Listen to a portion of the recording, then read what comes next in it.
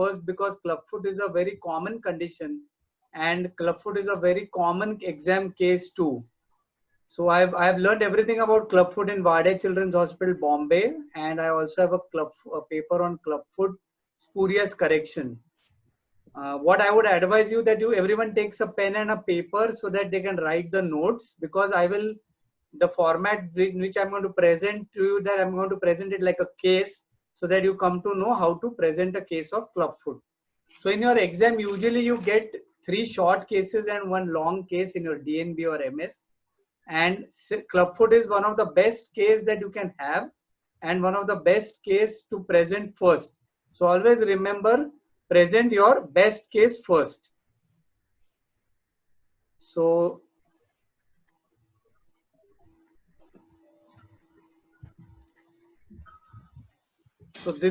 how to present a case of clubfoot. So this is a 2-year-old child with left-sided clubfoot. So if I am an exam going student and I've been given this case, so this is the way I will present my case. We were taught in JJ that short cases are to be presented without any history. So I would start. My diagnosis is a left-sided idiopathic neglected congenital talipes equinovirus in a 2-year-old male child with deep medial crease, convex lateral border, uncovering of the head of the talus, posterior crease, equinus and empty heel, callosity over lateral border with normal hip, spine and other joints. So over here you can see that I have mentioned all the points of Pirani score, but nowhere I have used the word Pirani. So each word in this sentence is very, very important. So let us go through each word.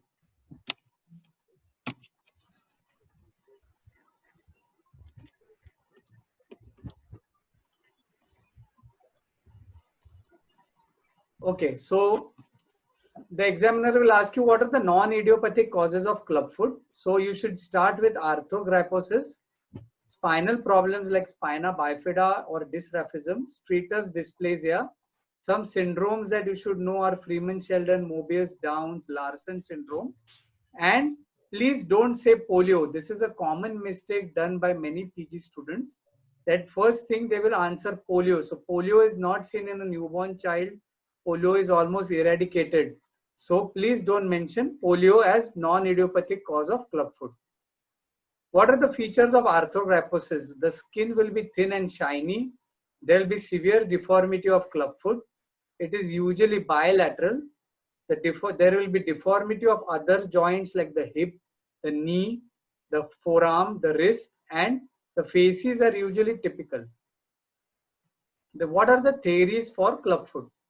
They are mechanical pressure in utero, example due to oligohydramnios, neuromuscular defect, example spina bifida, weak peroneal muscles. It could be because of germ cell defect, intrauterine arrest of growth, hereditary, and finally multifactorial. So Pirani score. So what you have to do is, suppose this is a child of clubfoot, and what you will do is that you take a pen like this, and for scoring the midfoot score, you keep the pen on the lateral side of the foot and you try to see how much part of the foot is in line. So if only the forefoot is touching, only the forefoot is not touching, then it is 0.5.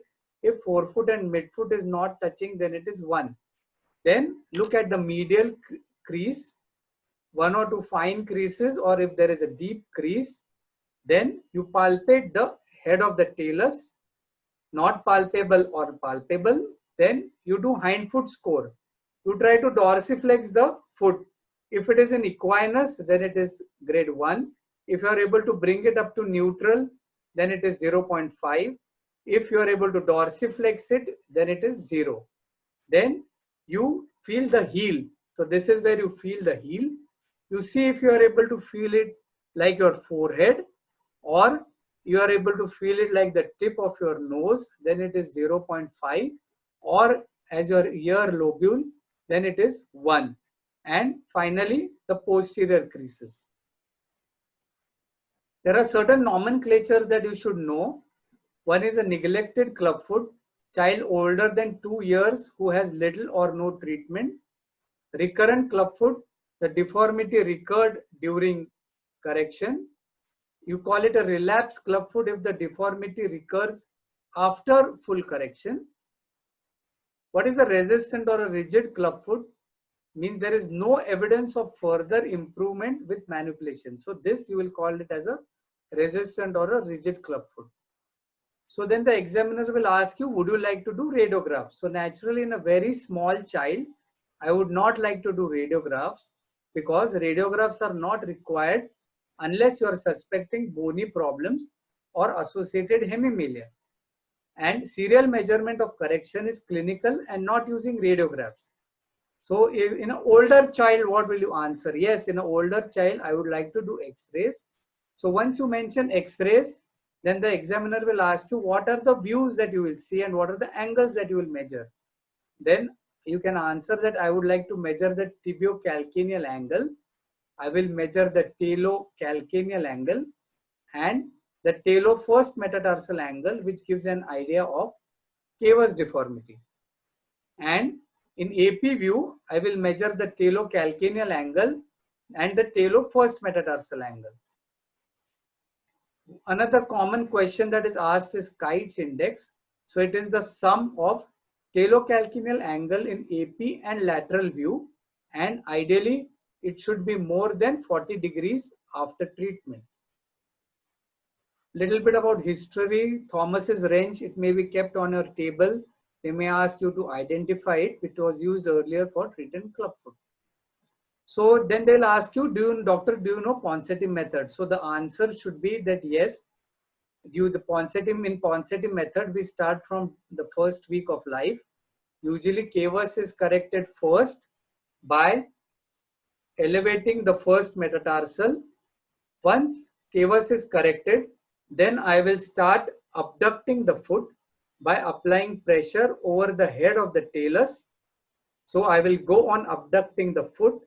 Once the foot is fully abducted and the midfoot score is 0, then I will do percutaneous tendoachilles stenotomy.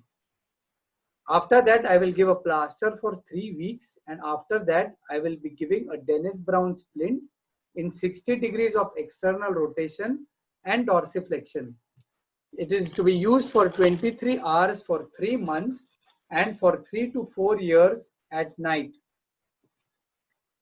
This is a Steinbeck splint.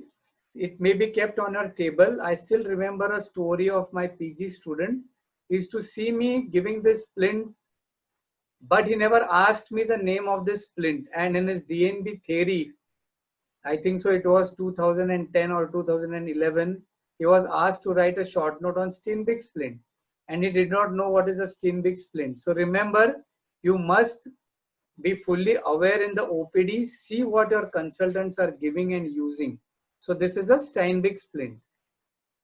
So what is Kite's method of manipulation and what was the mistake?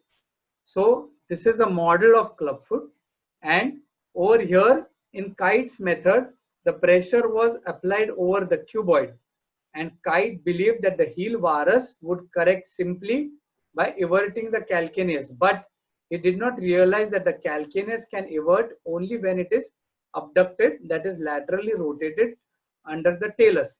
So they'll ask you what are the differences between Kite's method and Ponseti method. So most important thing is in Kite's method, pressure is applied over the cuboid, while in Ponseti method, pressure is applied over the head of the talus.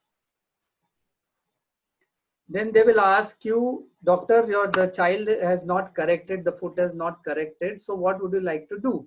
So your answer should be, I would like to do a Turcos posteromedial release. So the structures that are to be released, that you can divide it into 2 parts, medial structures, posterior structures, and again you divide it as ligaments, tendons and capsules. This is so that you don't forget any structure. So posterior structures, tendons, ligaments and capsules. Tendons, I would do a Z-plasty of tendoachilles. They will ask you where will you cut it. So this is the tendoachilles over here. So I will be cutting it on the medial half. This is to correct the heel varus and also the flexor hallucis longus. The ligaments that I will release are posterior talofibular ligament, interosseous tibiofibular ligament, and calcaneofibular ligament. So if you answer calcaneofibular ligament, then the examiner, especially if he is a pediatric orthopedic surgeon, will be very happy because unless you cut the calcaneofibular ligament, the heel varus does not correct. Finally, the capsules that you will release are the ankle and the subtalar. Then going to the medial structures. So what are the structures that I will release? Ligaments, the spring ligament, master's knot of Henry. This is the master's knot. Another common question, what is master's knot of Henry? This is where the tendons of flexor hallucis longus and flexor digitorum cross each other, and it is attached to the navicle by a pulley. Then bifurcated Y ligament, plantar aponeurosis, talocalcaneal interosseous ligament. Capsule that I will release is a talonavicular capsule, and the tendons that I will release are tibialis posterior, FDL, abductor hallucis. I would like to pass a talonavicular K wire at the end, and if I have done a cuboid procedure, a wire passing from the cuboid to the calcaneum. Another common question that will be asked is structures which is not cut, and it is the deep part of the deltoid ligament. If you cut the deep part of the deltoid ligament, remember the ankle will become unstable. So you must never cut the deep part of the deltoid ligament. I would like to give a cast in under correction for 15 days, and after 15 days I would like to do a plaster change, and this cast is to be continued till 1 month, which is followed by splints for 2 to 3 years. So then they'll ask you what are the bony procedures that you know of. So cuboid decancellation and cuboid osteotomy before 4 years. Evans procedure, that is calcaneocuboid osteotomy and fusion, after 4 years. You do it only after 4 years because the foot has become large enough. Otherwise, if you do it very early, the foot will become very, very small. Then I would like Lichblaus procedure, that is lateral close wedge osteotomy of calcaneum, and triple arthrodesis. So if you get an older patient who is approximately 17 to 18 years or more than that, then triple arthrodesis is the ideal procedure. Dwyer's osteotomy, it is either lateral close wedge osteotomy or medial sliding wedge osteotomy of the calcaneum. So Dwyer's osteotomy is another common exam question. What are the other techniques? So if you get a dynamic supination deformity, that is when the child is walking, the foot is going in a slight adduction and varus, but when you check the foot clinically, there is nice full abduction. That means it is dynamic supination deformity. So in that case, I would do transfer of tibialis anterior to the middle cuneiform, then Jess and Elizaro.